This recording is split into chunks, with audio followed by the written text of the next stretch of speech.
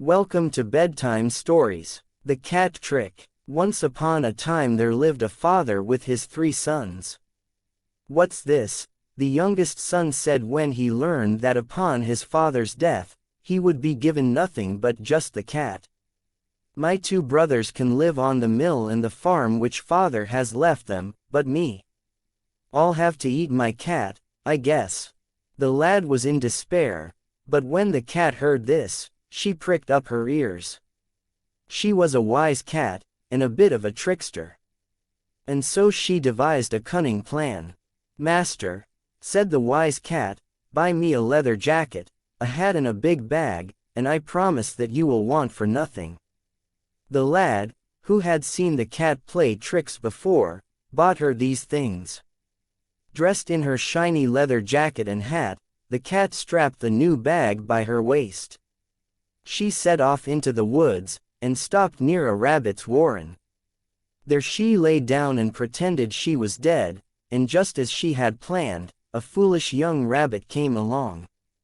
"Your Majesty," said the cat to the king, "I bring you a rabbit as a gift from my master." The king was pleased with the gift and said, "Thanks to you and your master." After a few days she trapped 2 partridges in the same way she had trapped the rabbit. These, too, she took to the king. "From my master," the cat said, bowing low. The king was pleased, of course. Every king loves gifts. And he sent his blessings to her master again. For a month this went on. Every few days the cat appeared at the king's palace carrying a gift of something or the other. And then, one day, she said to her master, "Now, you must follow my advice. We shall go to the river today, and you must jump in and bathe. Do not get out until you're done and ask to. If you follow my instructions, your fortune will be made." So the son did just that, and while he was bathing, the cat hid his clothes, and then raced to the riverbank where the king and his beautiful daughter were to pass by. When their carriage appeared, the cat cried out, "Help, help! My master is going to drown, and thieves have stolen his clothes." The king commanded his servants to save the cat's master, and while they were pulling the wet master out of the water, the king gave the cat a splendid outfit for his master to wear. The master, now dressed in all this finery, he looked so handsome that even the cat barely recognized him.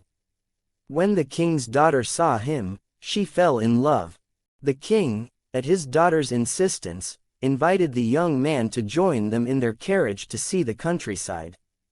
The cat was happy that her plan was working so well. Now the cat, wasting no time, hurried ahead to the cruel magician castle. This magician used to play bad tricks on the people passing by his castle.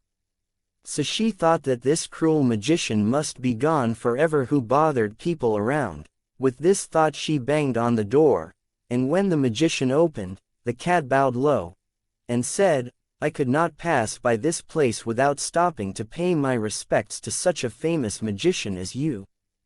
The magician was pleased to hear this, and then the cat said, "Sir, I understand you have a special gift." "Ah yes," the magician beamed. "I can turn myself into any creature I wish," and with that he turned into a lion, and roared so loudly that the cat nearly fainted from fear. "Oh my," she said, "you do have a talent. But surely you cannot turn into tiny animals. No one can turn into a mouse." "What?" the magician roared. "No one? Why, I can." And in the next instant he turned into a tiny mouse. Naturally, the cat pounced on him and gobbled him up. When the king's carriage passed by, the cat ran outside. "Welcome to my master's castle," she said. "Yes, welcome to my home, your majesty," said the master.